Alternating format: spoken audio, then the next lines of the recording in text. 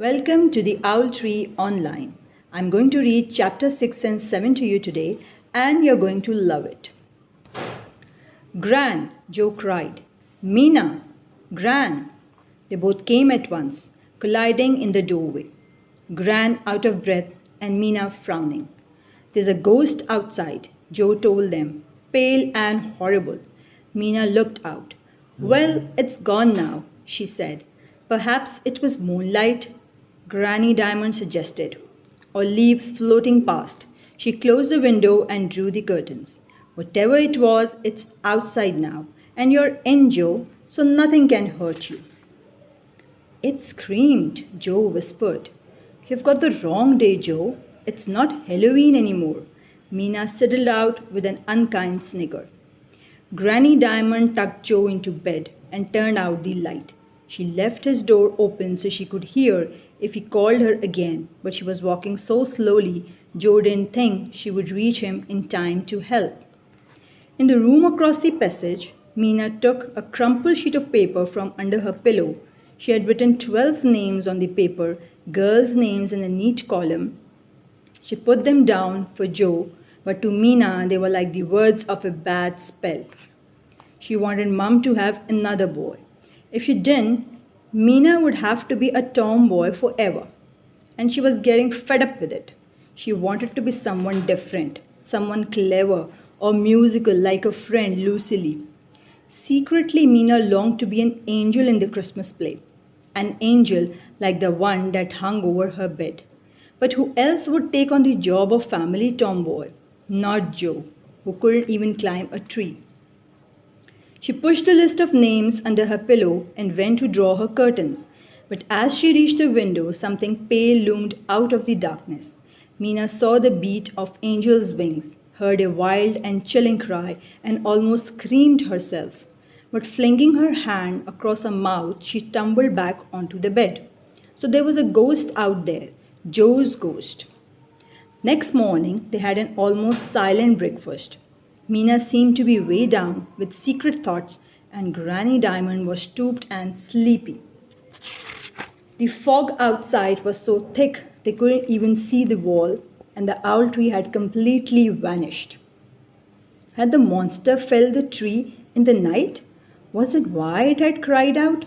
Joe didn't dare ask Granny Diamond. She wasn't herself at all. As soon as breakfast was over, he stole out of the back door and into the white mist beyond. Stepping carefully onto the path, he began to make his way to the end of the garden.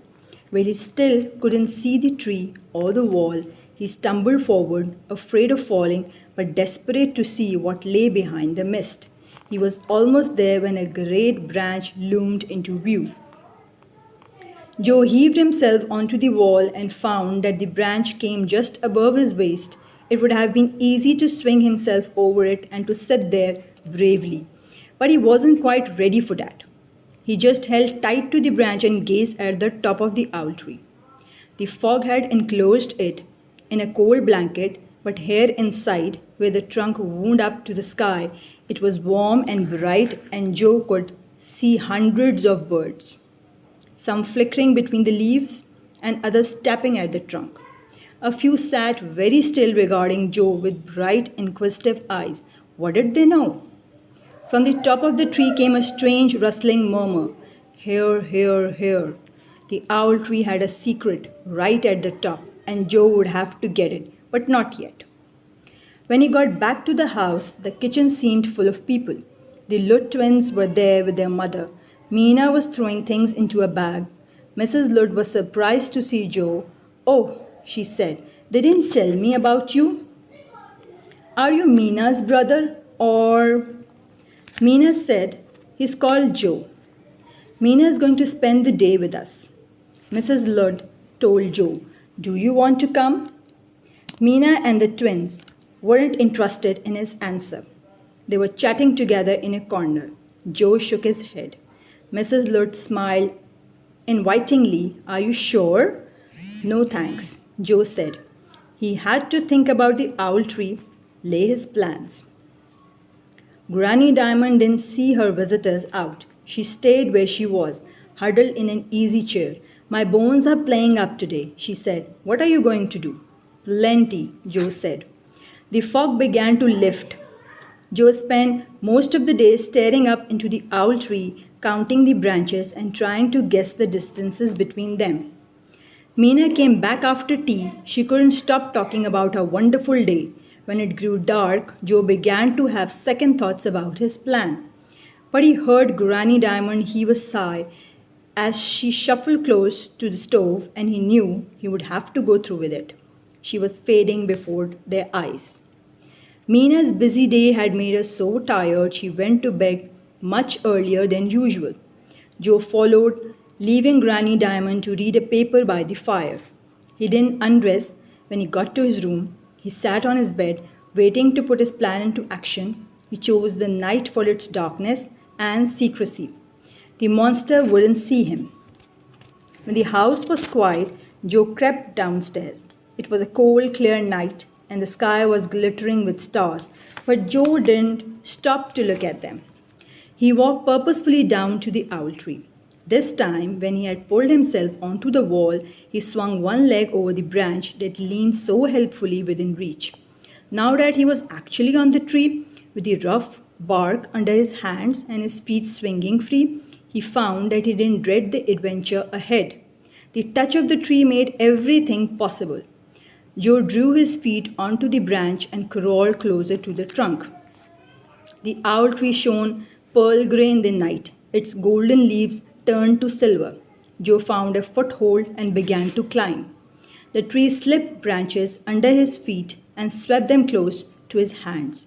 Joe pulled himself up to the sky, higher and higher.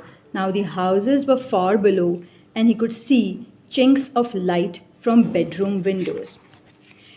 It was a surprise that Joe, who was really frightened of climbing up the trees, see how he's trying to climb up the tree in this picture. I'm here, Joe told the tree. So tell me how to save you, the tree whispered and sighed. Higher, higher. How high would he have to go before he had an answer? He put his ear against the trunk and heard a heartbeat deep inside. Tell me, Joe begged. There was a movement above him, the beginning of an answer, and then it came. A shriek and a wild, white thrashing over his head, and Joe, too frightened to cry out, was falling, falling, falling.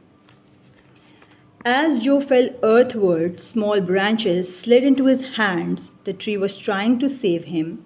His fall wasn't as bad as it might have been, but his frightened fingers lost their grip on the lowest branch and he crashed onto the ground. For a moment, he lay quite still.